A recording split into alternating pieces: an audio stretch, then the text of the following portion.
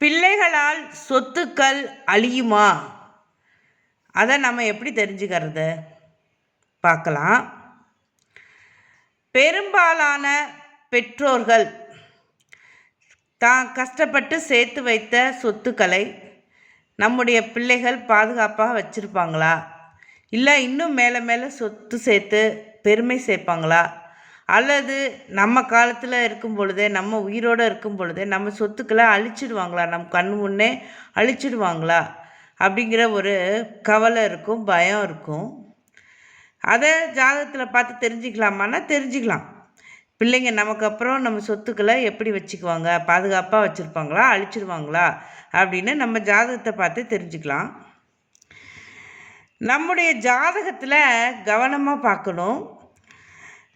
நம்முடைய ஜாதகத்தில் 12ஆம் அதிபதி, லக்னத்திலிருந்து எண்ணி வருகின்ற 12ஆம் அதிபதி நீசம் பெற்றோ பகை பெற்றோ 5ஆம் இடத்தில் இருந்தாலும் அல்லது 5ஆம் அதிபருடன் கூடியிருந்தாலும் பிள்ளைகளால் சொத்துக்கள் அழியும். கவனமாக பார்க்கணும். 12ஆம் இடத்து அதிபர் பகை பெற்றோ நீசம் பெற்றோ 5ஆம் இடத்தில் இருந்தாலும் அல்லது 5ஆம் அதிபருடன் கூடியிருந்தாலும் அல்லது 5ஆம் அதிபரை பார்வை செய்திருந்தாலும் 5ஆம் இடத்தை பார்வை செய்திருந்தாலும் பிள்ளைகளால் சொத்துக்கள் அழியும். அதே நேரத்தில் 5ஆம் அதிபதி நன்கு பலம் பெற்று, அதாவது ஆட்சி உச்சம் பெற்று பலம் பெற்று 12ஆம் இடத்தில் இருந்தாலும் 12ஆம் அதிபருடன் இணைந்து இருந்தாலும் 12ஆம் அதிபரை பார்வை செய்திருந்தாலும் பிள்ளைகளால் சொத்துக்கள் அழிவதற்கு வாய்ப்புகள் இருக்கிறது.